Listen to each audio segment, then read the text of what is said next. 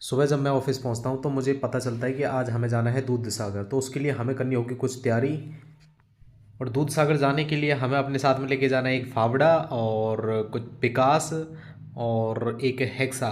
तो ये सब हमने अपने साथ में रखा हुआ है। ये पीछे मेरे वासु भाई बैठे हुए हैं और ये साइड में जो हैं राम भाई हैं, दोनों टेक्नीशियन हैं। ये बिहार के रहने वाले हैं, लेकिन इनका जो बिहेव है बहुत ही अच्छा है दोनों का। और ये देखिए किस तरीके का पोज बनाया हुआ। हम ऑफिस के सामने बैठे हुए हैं क्योंकि ऑफिस में एसएससी हैं और ये भाई साहब हुबली से आए हुए हैं। एज ए पनिशमेंट के तौर पे इनको यहाँ बुलाया गया है क्योंकि ये पनिशमेंट वाला क्षेत्र है और इनको पनिशमेंट दी गई है।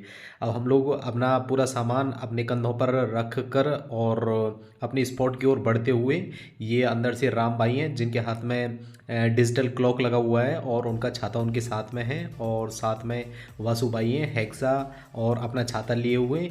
ये छाता तो हम लोगों के साथ में कंपलसरी रहता ही है। वासु भाई ने फावड़ा लिया हुआ है, मेरे पास में पीटी फ़ोन और मेरा छाता प्लस मेरा बैग भी है। और हम लोग चल दिए हैं आगे की तरफ, जहाँ हमें पीजीएसटी पकड़ करके दूध सागर जाना है। ये कुछ कंस्ट्रक्टेड वर्क है जो अभी चल रहा है स्टेशन पर। नया नया स्टेशन बन रहा है। मेरे हिसाब से स्टेशन मास्टर के लिए रूम बनाए जा रहे हैं। तो हम बढ़ते हैं। तो जैसे ही हम प्लेटफॉर्म पर पहुंचते हैं तो प्लेटफॉर्म पर पहुंचने के बाद में हमें पता चला है कि जो अमरावती है वो काफ़ी देर से यहाँ रुकी हुई है क्योंकि आगे कुछ प्रॉब्लम हुई है।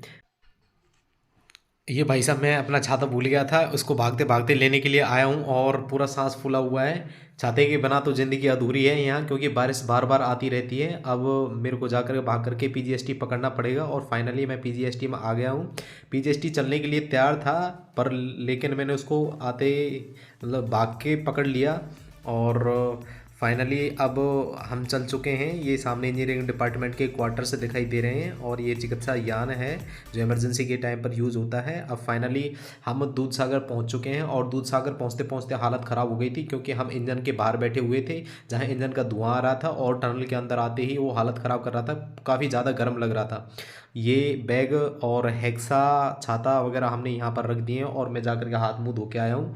उसके बाद में हम जाते हैं पीछे की साइड जहाँ पे मेरे टेक्नीशियंस ऊपर चढ़े हुए हैं। इनको डिजिटल क्लॉक लगाना है और ये वायरिंग कर रहे हैं दीवार दीवार के दूसरी तरफ निकाल करके। कुछ फॉरेस्ट एरिया पीछे की साइड में है, नीचे की तरफ ढलान है। अगर थोड़ा सा भी कुछ दिक्कत हुआ तो हम सीधे नीचे जा पहुँचेंगे, इसलिए हम पूरी केयरफुली तरीके से यहाँ मतलब काम करते हैं। उसके बाद में हम आ जाते हैं अपने उस वाले स्पॉट पर जहाँ हमको मतलब काम करना है। ये वासु भाई कुछ निगाह इधर उधर करके अपना मतलब रास्ता ढूंढ रहे हैं और अभी इन्होंने फर्स्टली काम करना शुरू किया ईसी पोस्ट पर, जहाँ हमें पहले ईसी पोस्ट चेक करना है कि ईसी पोस्ट में ख़राबी है या फिर अंदर जो वायरिंग हो रखी है उसमें ख़राबी है। तो ये कुछ भाई साहब हैं जो यहाँ के बातचीत करें, उनके हाथ में वासु भाई के हाथ में ऑटो फ़ोन लगा हुआ है और ये मैं हूँ जो यहाँ अपने बाल सहला रहा हूँ क्योंकि अभी मेरा कोई काम नहीं है, क्योंकि अभी सीखने वाला कोई काम नहीं है। जो ये लोग कर रहे हैं वो मैं सब सीख चुका हूँ।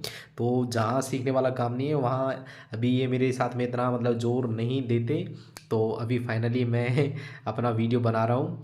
अभी मैं आपको दिखाता हूँ ये क्या काम करते हैं कि क्या ये ईसी पोस्ट है और इसमें ये ऑटोफोन कनेक्ट हुआ है और ऑटोफोन कनेक्ट करके ये कंट्रोल ऑफिस में बात करके देख रहे हैं कि वहाँ बात हो रहा है कि नहीं हो रहा है, वॉइस क्लियर आ रहा है कि नहीं आ रहा है। ये पीटी फ़ोन नीचे रखा हुआ है। पीटी फ़ोन का यूज़ अलग होता है, ऑटोफोन का यूज़ अलग होता है, दोनों का अपना अपना काम है।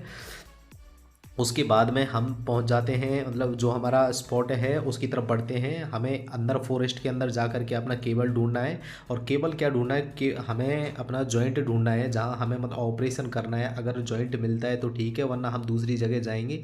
ये राम भाई है जिन्होंने फावड़ा पकड़ा हुआ है और ये अंदर की तरफ जाने का जो रास्ता है वो ढूंढ रहे हैं। ये मैं हूँ और पीछे की साइड में वसु भाई हैं और वसु भाई का शरीर काफ़ी ज़्यादा भारी है तो इनको मतलब अंदर जाने में बहुत प्रॉब्लम क्रिएट होता है।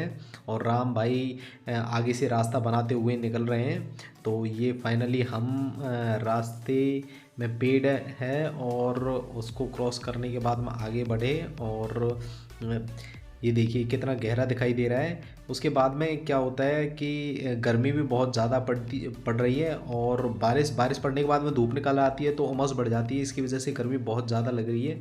और प्लस में अपना जो सामान है वो सारा का सारा अपने कंधों पर लटका करके लेके जाना है। प्लस में जो हमें काम करना है उसका सामान भी लेकर के जाना होता है, क्योंकि बार बार बाहर तो आ नहीं सकते। ये देखिए पेड़ की वजह से मेरे मतलब पैर में कुछ लगा है और ब्लड निकल रहा है थोड़ा थोड़ा। यहाँ हमने देखा कि हमें जो हमारा जॉइंट है वो नहीं मिला, इसलिए हम दूध सागर की तरफ आए। और ये दूध सागर की सीढ़ियाँ हैं जहाँ आरपीएफ वालों ने अपना ऑफिस बनाया हुआ है, क्योंकि टूरिस्ट लोग आते हैं तो वो पूरा ध्यान रखना पड़ता है। तो ये राम भाई ये सीढ़ियाँ हैं, और राम भाई स्पॉट की तरफ बढ़ते हुए वो उनको पता है कि जॉइंट कहाँ है कहाँ नहीं है, क्योंकि ये पहले यहाँ वर्क कर चुके हैं। तो इसलिए ये जब तक जॉइंट ढूंढते हैं तब तक मैं दूध सागर का कुछ ऊपर वाला माहौल देख करके आता हूँ कि कैसा माहौल है क्या नहीं है, क्योंकि मैंने पहले कभी यहाँ देखा नहीं है। ये एक ऑफिस बना हुआ है आरपीएफ वालों का, जहाँ पे आरपीएफ वाले अपना टूरिस्ट लोगों को रोकने के लिए रहते हैं, क्योंकि बारिश के टाइम पर यहाँ खतरा बहुत ज़्यादा होता है। नीचे की तरफ देखिए दूध सागर नीचे जब वो टनल के अंदर से निकलता है तो कुछ इस तरीके का नज़ारा देखने के लिए मिलता है। ये नीचे यहाँ टूरिस्ट नहाने के लिए आते हैं। उसके बाद में हम लोगों को हमारा जॉइंट मिल जाता है, और जॉइंट कुछ इस तरीके से पड़ा हुआ है। इसी की वजह से क्या है कि ऑटो फ़ोन है वो नहीं मिल रहा था। अब इसमें हम लोगों को ऑपरेशन करना है। ऑपरेशन कैसे करते हैं ये मैं आप लोगों को दिखाऊंगा। ये दोनों ने ऑपरेशन स्टार्ट कर दिया। ऑपरेशन स्टार्ट करने से पहले हमको ऑटो फ़ोन और पीटी फ़ोन दोनों को चेक करना पड़ता है कि वॉइस क्लियर आ रहा है कि नहीं आ रहा है। उसके बाद हम ऑपरेशन करते हैं।